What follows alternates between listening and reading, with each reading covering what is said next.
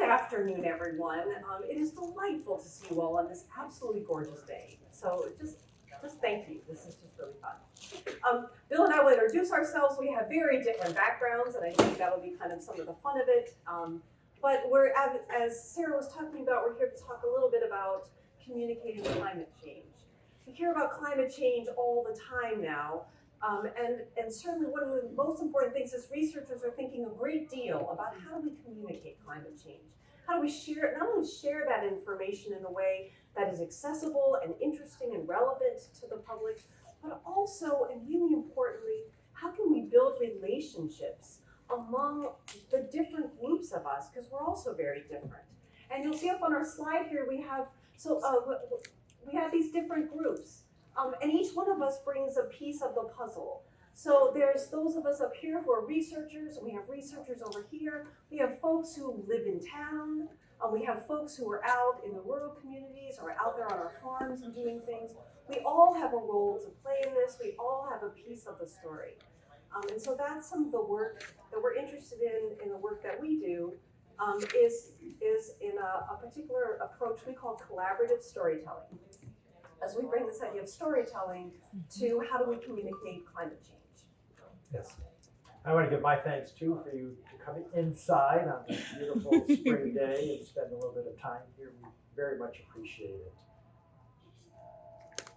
So as we already indicated very slightly, Bill and I come from very different backgrounds. My name is Linda, and I'm in the English department here at Iowa State. I am by training a Shakespeare professor.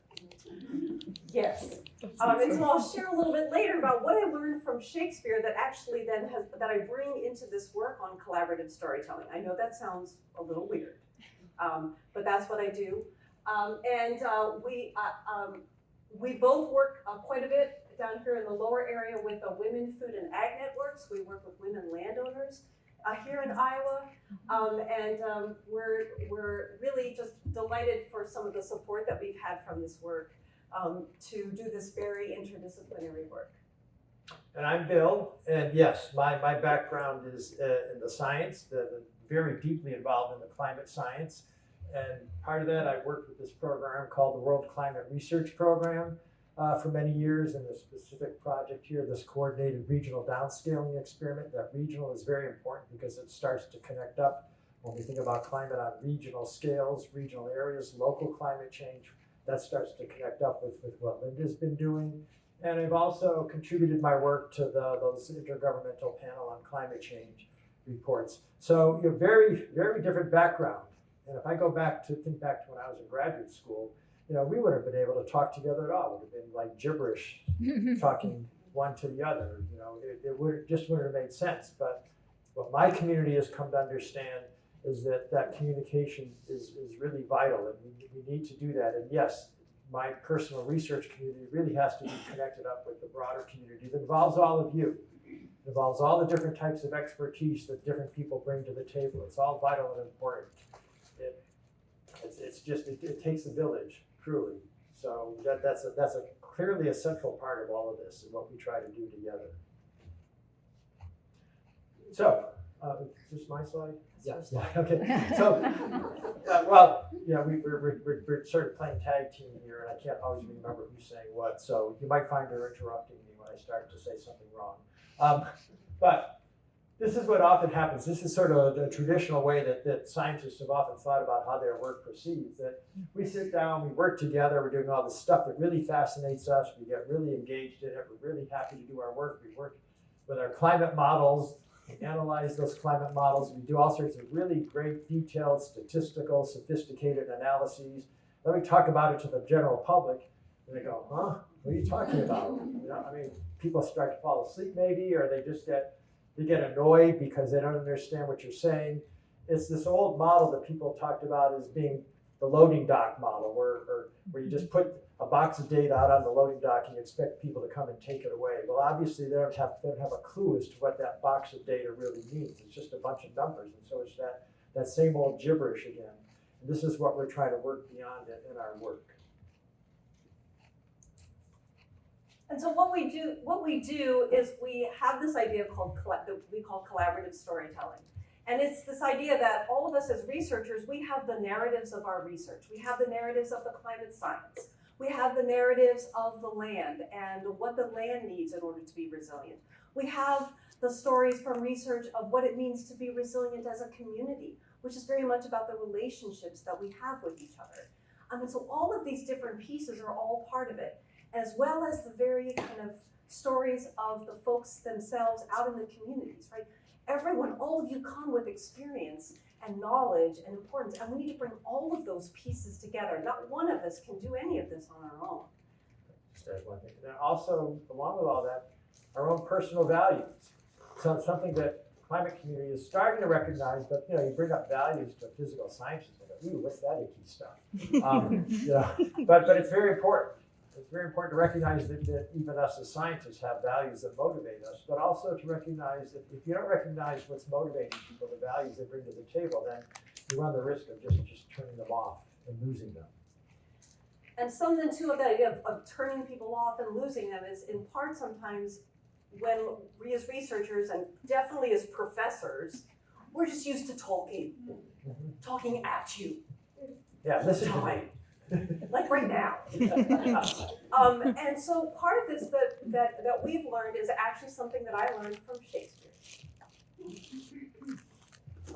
So let's show them Shakespeare. So much of when we think about storytelling, Shakespeare, of course, is incredibly famous, and we still produce his plays. And they are beautiful plays, and they're beautifully written, and the characters are really interesting, and all those great and glorious things. I just taught Shakespeare earlier this morning. What Shakespeare also makes him so relevant, and that we keep coming back to those plays, is that he leaves space for us to enter into the plays as collaborators with him, to make each time the stories our own. And I'll give you a quick example. Romeo and Juliet. Maybe you read it for high school. Romeo and Juliet, in that play, he never tells us why those two families are feuding. Ever. And because of that, we have things like West Side Story, where we come into that space, that gap that he's left for us, and we bring in our own stories. What's currently polarizing our own community? What are those things that are causing friction and tension and violence that we need to think about? He leaves space for that. And so that is something then. Oh, I'd just add, or even tensions within our own families. Can relate to it on a number of different levels, which is really vital. So when we do our communicating climate change and we think about storytelling, maybe we need to leave some space. We need to think about leaving space, leaving gaps for the stories of communities and those folks that we work with to enter into the stories of research with us as collaborators. So it isn't just us, like as researchers, telling the story, but it's all of us now beginning to bring our stories and bring them together. And so that is what we'll kind of over time with this presentation talk a little bit about, like, well, in theory, Linda and Bill, that sounds great, but how do you actually leave space in the narratives of climate change? And so we'll talk a little bit about that, because at the heart of this is when we leave space for different stories to essentially enter into each other. And so that's what we'll talk about, how we do that process. Yeah. And certainly one of the challenges to us as scientists is, or professors, as Linda said, we're so used to talking, and something we've had to start training ourselves to actually listen, which is not what we've been trained to do and not what our inclination is, but it certainly is very important as part of that leaving space. But now what we want to do next is illustrate some of the complexity that's involved with talking about communicating climate change. There's some parts that are very simple, but then there's aspects that get more complicated.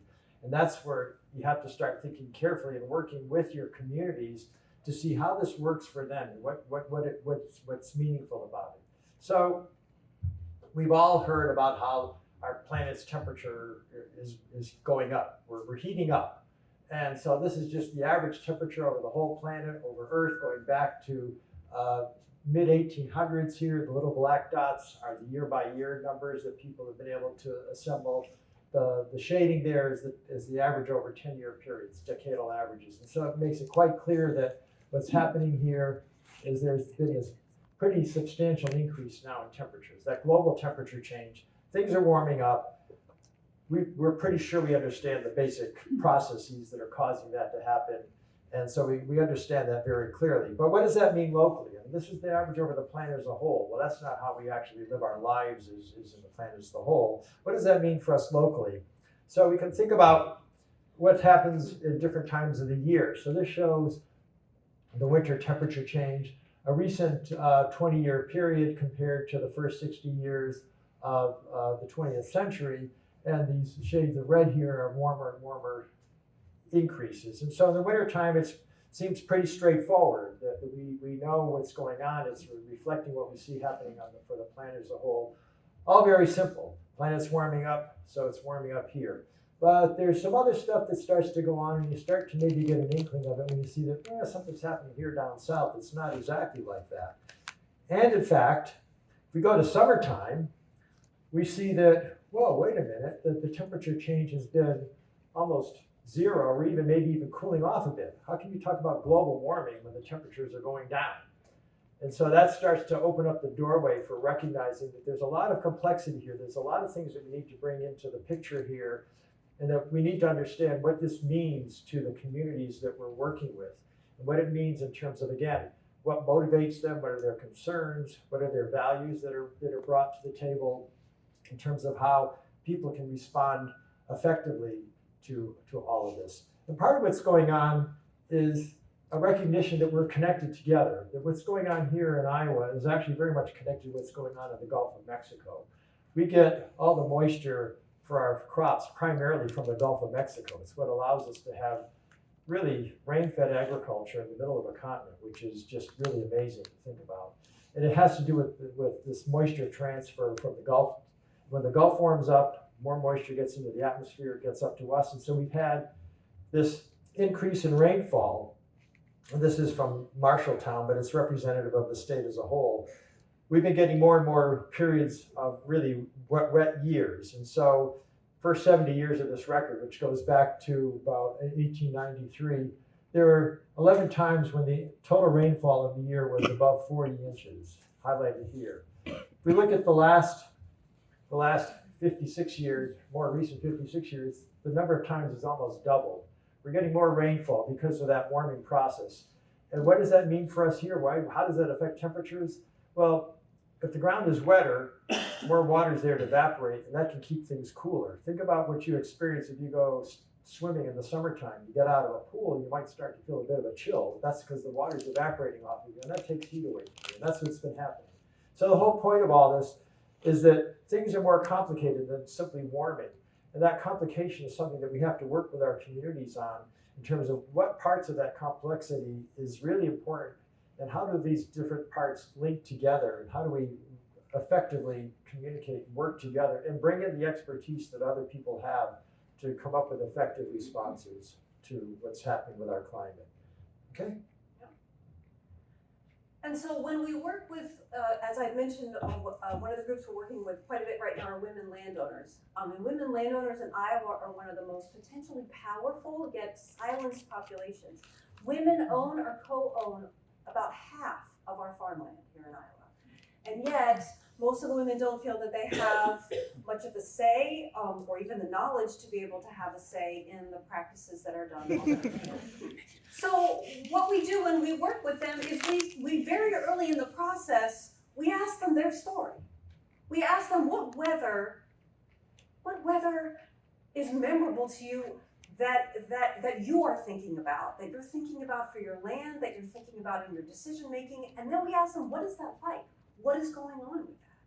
And so we don't start with our stories, or we give a little bit of climate change, but we don't talk that much. We ask first, what's your story? And so what's really interesting is we listen to their stories, and we do a program with them where we meet with them 6 different times. So kind of a lot like the science communication fellows here, right? It's this thing that you do over time. And one of the things that we learned was that what mattered more than almost anything else was erosion. The rain was coming, it was washing away their soil, their land that they own. And so that was the kind of thing that mattered most. And so also so in fact, one says, look, if this And she sent this picture. If this is a weather event connected to climate change, that's what I care about. And so I was like, oh. So what did we do? We then at that moment said, okay, what are those situations that we have in our weather that are causing the most erosion right now? And so we looked to see what is going on right now, and so we worked with some folks who work on the Daily Erosion Project and some other projects connected to erosion. And they said actually the most erosion happens on just a handful of days every year. They're in the early spring on the farms when the crops are coming up, but there's no cover crops. So it's bare ground. That's when it happens the most.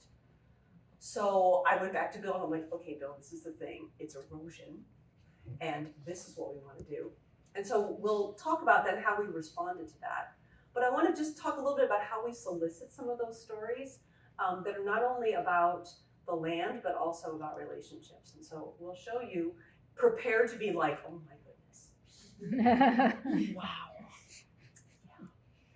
This is a totally simple little computer simulation model that we do as part of the storytelling that we do with these women. And in an ideal world, with the pandemic, things have changed it up a little bit, but in an ideal world, literally, they're the ones at the computer, they're the ones that kind of play around with it. But what it does is it breaks down some of the complexities, not just of the weather, but also the important relationships that we need to have in a community in order to be able to truly adapt to climate change. And it lets them play around with different things and different land use practices, as well as different landscapes, so they can think about their farm, because it's so non-specific. It has lots of gaps. It's so simple.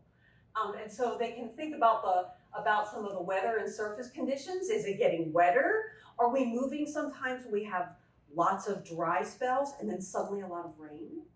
And what happens with the erosion when that goes on? What are some of those land use practices we can do to allow the ground to stay more stable, to also filter our water so that we can deal with our water quality, which is a huge problem here in Iowa, as I think most of you know. And what we do on the land, not just in the streams, but in the land, actually makes a huge difference. And then we also then ask them as part of that, some of that idea of what relationships are important to you in your decision making as you do. Like, what are the kind of supports that you feel that you need? And we ask them to tell their stories as they kind of play around with this, and they try many different things, and they just continue to play. And a key aspect of this is very accessible. Should I show the next slide as part of this? Sure. Sure. You get to see it in action now. So, this is really cartoonish.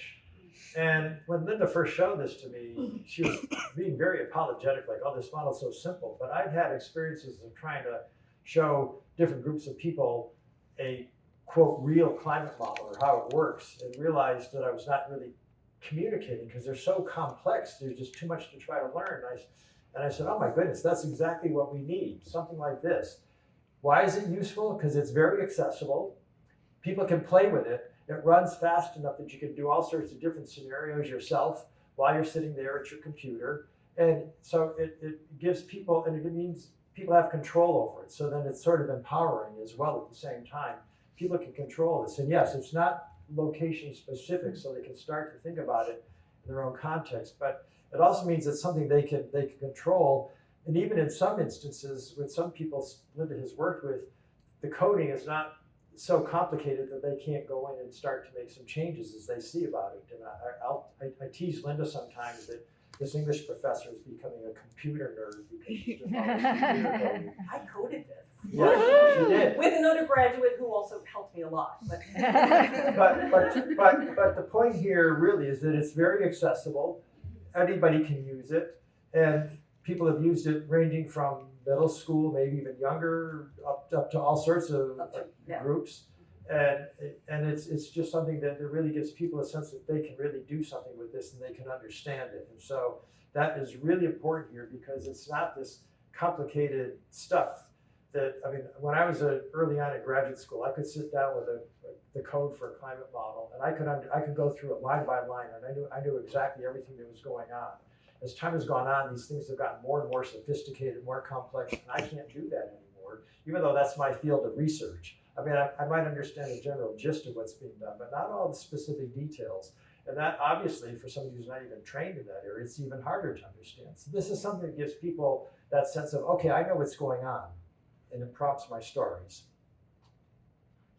And I was just going to add about that. One of the things is it does, because it has so many gaps, if you will, so many things that are left unspecified, that, for example, the location, folks will come in, and I've often worked with women landowners, and they start initially with it and the storytelling, and they're thinking about their farm. They're thinking about their land. And then as they play with it over time, then they start to think about, well, wait a minute, where's the water coming from when it comes onto our land? And now we've learned, oh, have a watershed map available. Here's your land in the watershed.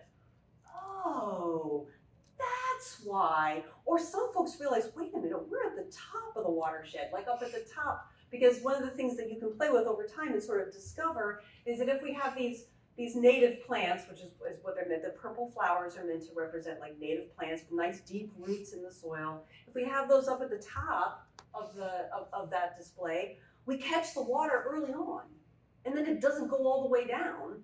And so water quality goes up, erosion goes down, and they start to realize, wait a minute, we're at the top of the watershed. So I've had women that not only realize we're at the top of the watershed, whatever we do on the land up here is going to matter everywhere else, but then when they also work with the community aspect and the collaboration, and they see how much collaboration makes a difference, then I've had one of the women who, she did some things on her land, but then she also was like, you know what, because we're at the top of the watershed, I want to do an ice cream social for everyone up in the top of our neighborhood. And I want to get to know the other of us, and I want us to start sharing things, and she had some conservation type things out so that it could come up in conversation.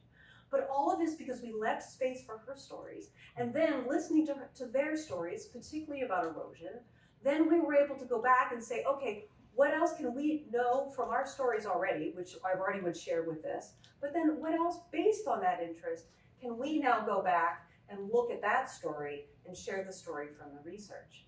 And so this then, the focus on the erosion that we learned with working with these women is then what Bill went back and then did more climate data analysis on. Yeah, but and I would also add that what Linda was doing, talking about, was fostering a sense of community among everybody. That it wasn't just their isolated individual farm. They're actually thinking about, in more technical terms, the system that they're part of, but the watershed. And then really what's more important is the community that they're part of. And that it's fostering that sense of community. So yeah, this focus on erosion that came up was really interesting to me because it said, okay, we need to be looking at the data that we generate in our climate simulations in a different way. Climate scientists are used to following some very established ways of looking at things like how do average conditions change, or maybe how do certain extreme conditions change. Like maybe those 40-inch rainfalls that I talked about, 40-inch rainfall over the course of years, even that's not as extreme as what is typically looked at. So, and there's an understandable reason for that.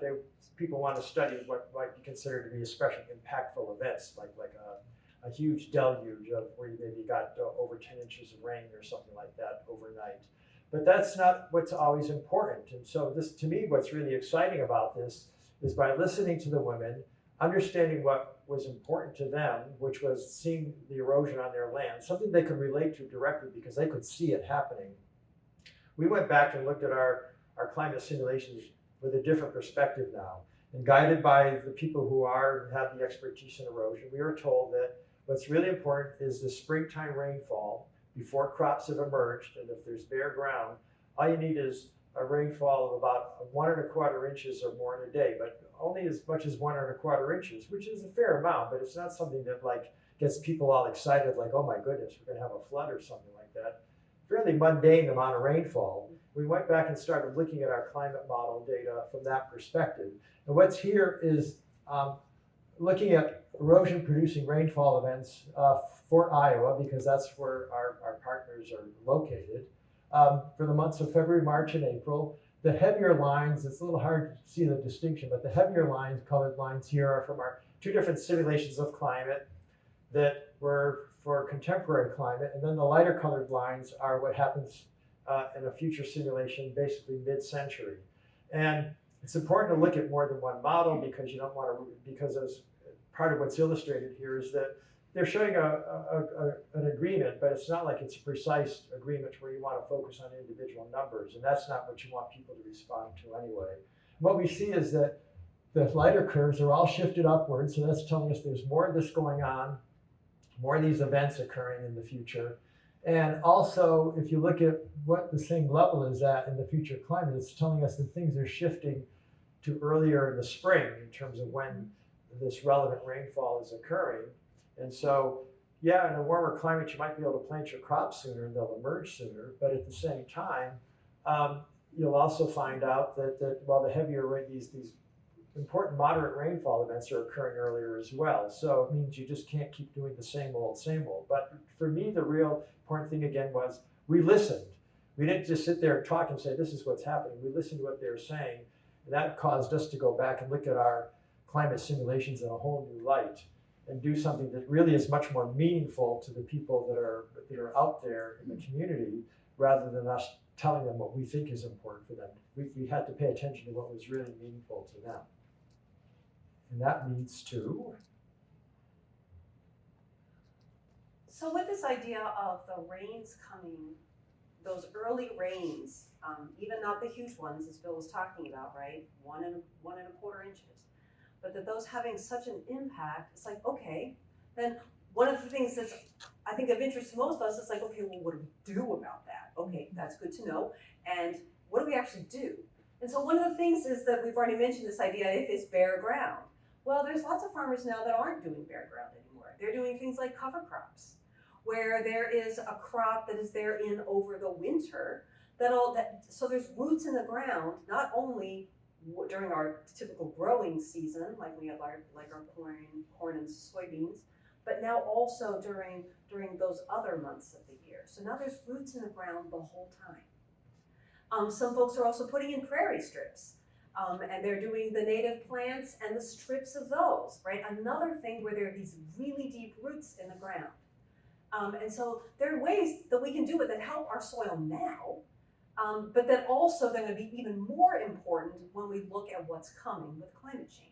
So that's then what we do as part of the whole collaborative storytelling is we not only like listen to their stories and we give them new data, but then we say, okay, if you're part of this, we also will give you money to go out and do something. And do something too. And do something that also has some aspect of relationships, because that's also incredibly important too. So we have them that go out. So like they will now put in cover crops for the first time. They'll work with their tenant, and they'll put in cover crops, or they'll start thinking about prairie strips, or they'll do the ice cream socials that meet kind of an addition in the watershed. So it's amazing what they do, and I just cannot tell you the amazing aspect of what roots in the ground do to our soil. And so that's why I put this up here. This is actually from the Minnesota DNR, but it's all very applicable right here too. I just really like this image. And so if we look down, like here are some of our native plants of our prairie. Oh my gracious, look at those roots. We may look at the prairie on top and be like, oh, that's very nice. And we see the birds and all the habitat and the butterflies and all those things that we love about the prairie.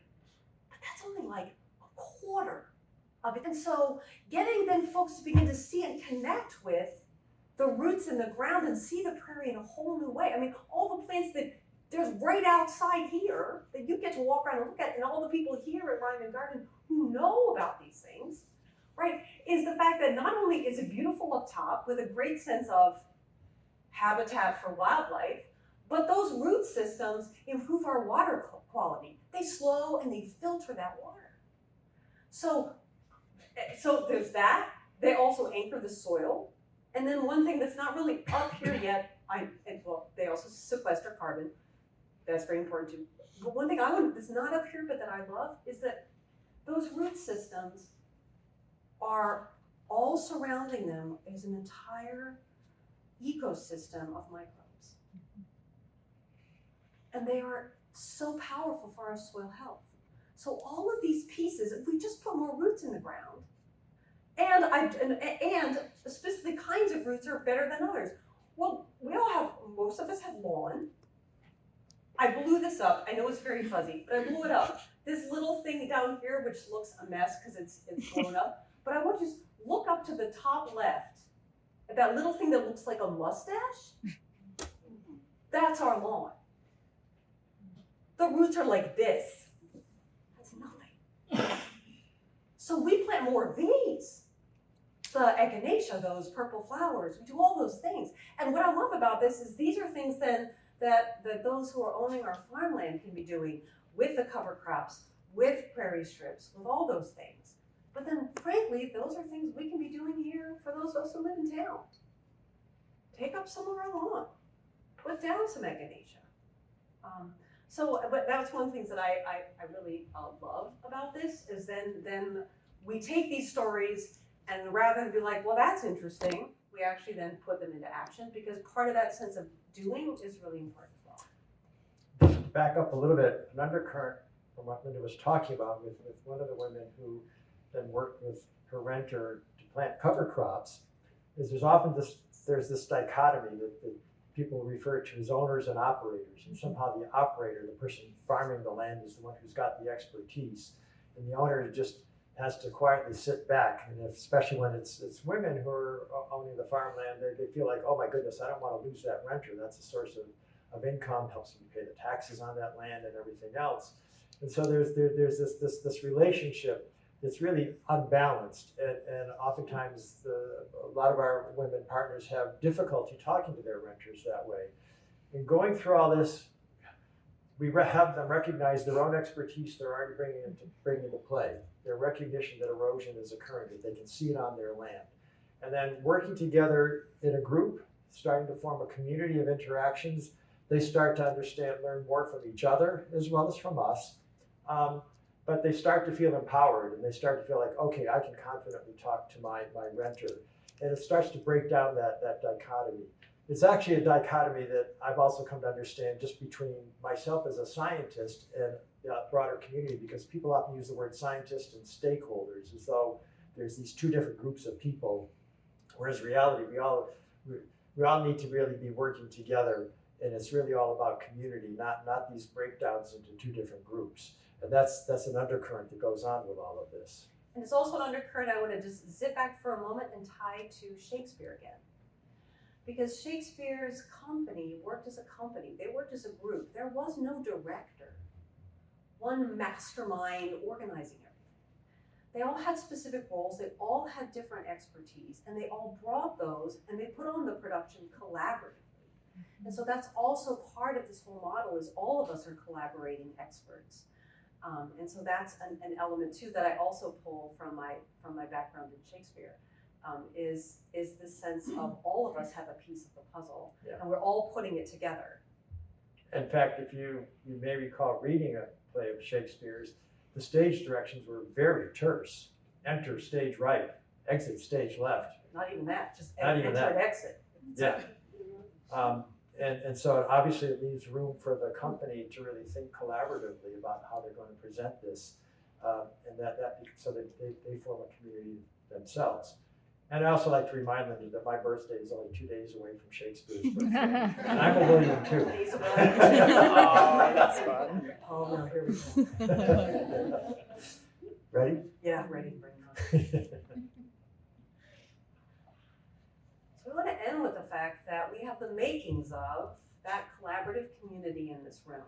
You all have your expertise. You all have come with past experience with plants, for example, with weather. You've all been there. And then you also have the researchers in the room. You were here at Reiman Gardens with all the folks here with all their wisdom.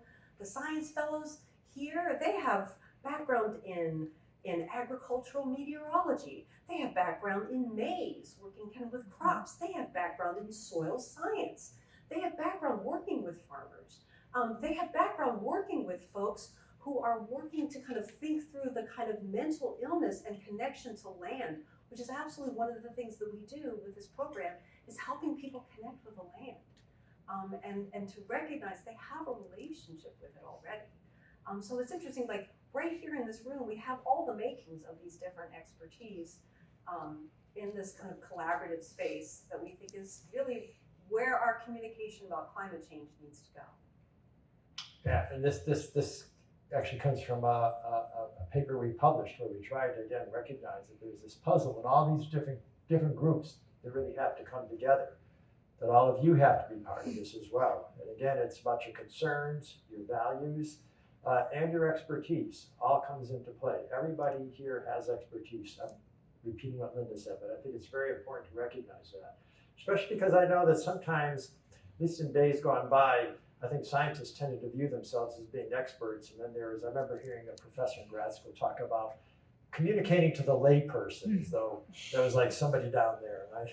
And it struck me then. I didn't know exactly why it struck me, but it struck me then, and even more so now. I mean, there's just this whole notion of some kind of smug superiority or whatever, and we're trying to get rid of that.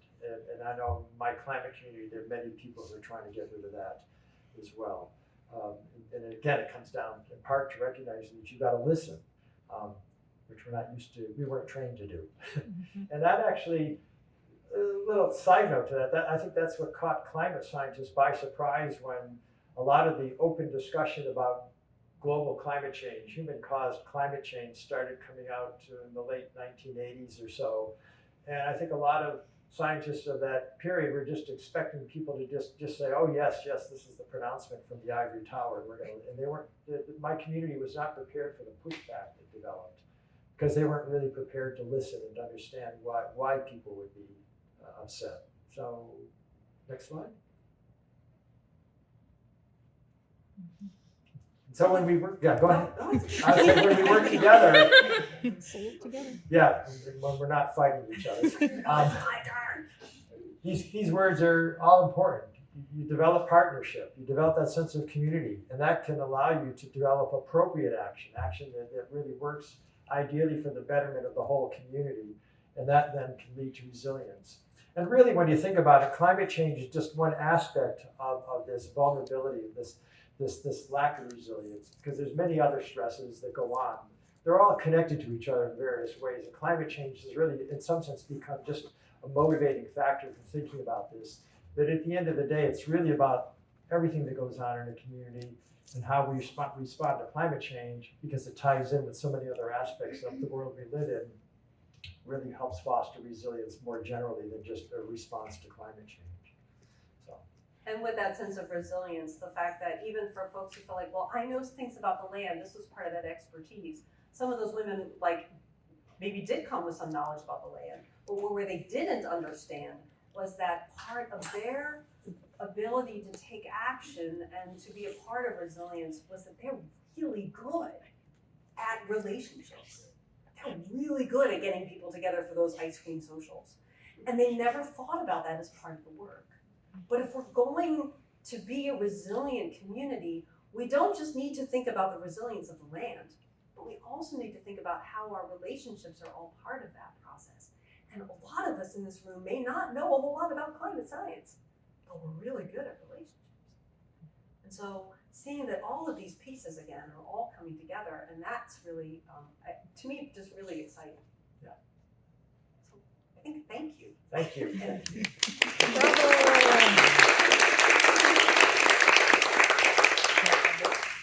Are there any questions for our speakers today?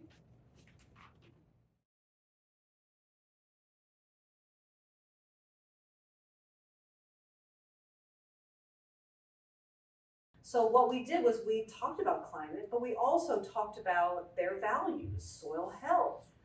In fact, one of the ones that is the least, this isn't climate change, is one of the most active for getting conservation things done. And to kind of help encourage others to do it. And so part of it too is also thinking about values in terms of, are our values that we steward the earth better? Knowing that there's things coming. And so that's been an issue, because a lot of the women either maybe if they think it's climate change, but their tenants might not, but that they still need to work with their tenants. So just for me, it's also when we can bring it down to action sometimes, that's at least where we can make progress together. We have one more question, or I just had something to add to that. Okay. So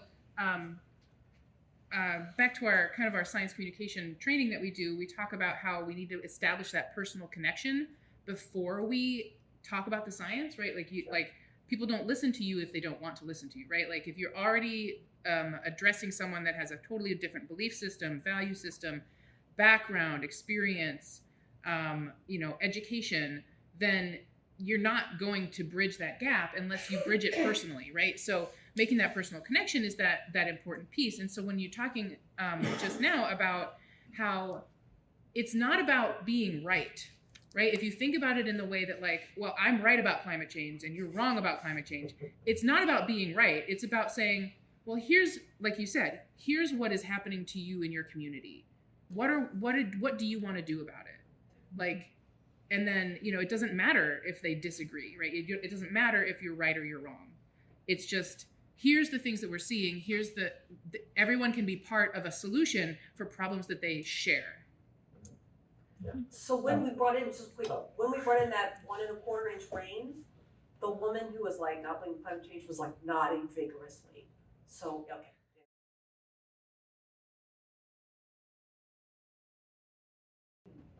Okay. So what this is this is a landscape with the green being essentially like either grass, you can think of it as grass, or it's also land that doesn't have roots in the ground or deep roots year round. So we have that sweeping about land use. Then what happens is that based on how you do the settings on this side, it will change what happens over here. And so what'll happen when you change, like, if it's wetter, then what's gonna happen is it'll rain more often, the little blue circles, it'll rain more often. Or if you say, well, what if we have extreme rainfalls occasionally? You turn that on, and then all of a sudden it'll like dump rain, like it's 3 times as much as what it goes. Or if of course the opposite will happen if it's a dry thing. So then you can start to, and then what'll happen is that when the rain then goes over, it will erode any of and make it brown, any of the place where there's just the green, because that isn't as stable as the rest of it. It doesn't have roots in the ground year round. It's just versus when we have down here these little purple flowers, like our native plants with those deep root systems. It's hard to notice from where you all are, but when the rain comes down, when it hits one of these flowers, encounters it, it goes away. Because what really it's doing is just like going now down and getting soaked into the ground. And it's getting filtered. So our water pollution, our degraded water gets a little bit better when we do that. We don't have as much. So that's one of the things that happens. We also then have it so that we can think about kind of community action. We have this idea of community readiness, and we just call readiness and connectedness. So you see there's yellow people, or I should say there's cardinal and gold people. Aww, cute. And what we do is the gold people are the ready people. They're the ones who will take action. They're the ones who are gonna do our conservation actions of planting those flowers. It's just to represent conservation action. Now, obviously there's many, many different kinds. So they're the ones that will actually do that planting. The red people will just go around, but they're not ready. We don't try to say there's anything wrong with them. We're not trying to do, what we're trying to avoid with this is finger pointing. Know that you're wrong, you're right. So we say ready and not ready. And the not ready people move around, but they don't do anything. However, some people, like this little person here, can over time, with enough interaction with other people, can then maybe decide that they're now ready, and they'll take some action too. So that's what that is. And this is playing off of, also, you'll notice that the people sort of move in circles, kind of. Based on the amount of community collaboration, this is from the social sciences. If we have where people just work, well, if they don't work with anybody, then they can only move in a little small circle because they're just taking care of their own little space. If they work with people who are like them, like work with the same people in their faith community, they work with their, maybe just the people who are right nearby them, then they can move a little bit more because their sphere of influence is a little bit bigger. But the people who then are really, which is the key for resilience, who are willing to work across differences, when different faith communities work together, when mature individuals work with the youth, right? We kind of work across. Then our spheres start, then the spheres of circle of movement get huge. then people can go everywhere because now our ideas and our energy and our resources all begin to get shared. So that's part of it. I will say one other thing about is that people often say, well, what's readiness? And that's another gap. You tell me. What does it mean for people in your area to be ready? And for some folks who are maybe in under-resourced areas, we don't have the money. We can't afford this. Or some folks like, we care about this, but we don't have land. So they may have all the interest in the world, but they can't do anything. But we need to hear those stories so we know how to address that. So that's part of it. Well, and just to pull those two threads together there, one way of expanding your sphere of influence is, point out there's a problem that needs to be addressed, but also point out some positive directions, give people an incentive. The example I'm thinking of is in a watershed here in Iowa, people were pushing farmers to put prairie strips along the streams on their farmland. And why do I want to bother doing that? Take land out of production or something. Then somebody pointed out that, well, you let these prairies grow there, and you're going to attract game birds, and you can go hunting there. And then, I can go hunting there. Oops, all right, yeah. So, again, it comes down to recognizing the values of the community you're working with. And not turning it into an either or, good guy, bad guy kind of thing, but actually saying, okay, what's important? And how can we work together on this? Which is not always simple. And there's one last thing I just want to mention about this model that also plays with this idea of values is some people have different interests for what kind of brings them into what can we do to help steward our land and our community. And one thing that's not up on this little model but I have in there, and y'all here in Reiman Gardens will appreciate it, is when the land gets sufficiently stable, butterflies come out. Oh, that's so cute. So I have to look like little Kinda like monarchs. puppies and kitties. And so they come out too. As a way of just kind of emphasizing again our wildlife, and also in the river at the beginning, which wasn't shown because of the thing, and I also really work probably way at time here. I actually in the river have insects. I have dragonflies and mayflies, and that's to help demonstrate the water quality, because those particular insects are like folks. I'm not saying you all, but there are folks who never thought about what it means when they see a dragonfly. Or what it means when they see a mayfly. So they'll often sometimes ask, well, why those? And it's like, well, actually, dragonflies can only tolerate a certain amount of pollution in the water. Too much sediment, too much nitrates, all those will not thrive. So when the degraded water gets to a certain level, they just disappear, they die. Just likewise, then the mayflies are even more important. They're smaller, even less noticed. But those actually have very, very kind of low tolerance for pollution. So when we see our mayflies, we know our ecosystem is really healthy. And so now so folks, when they do that, like I worked with one woman landowner, she's like, I never knew that. So now she notices those, right? And so that's part of it too, is this connection to our land. Okay, so I just want to talk about the insect. Linda had one student in the class where she ran this who got really excited when he saw mayflies pop up. Yes, I was so pleased. Must have been a fisherman, Thank you so much. trout fisherman. I'll put you in my hand.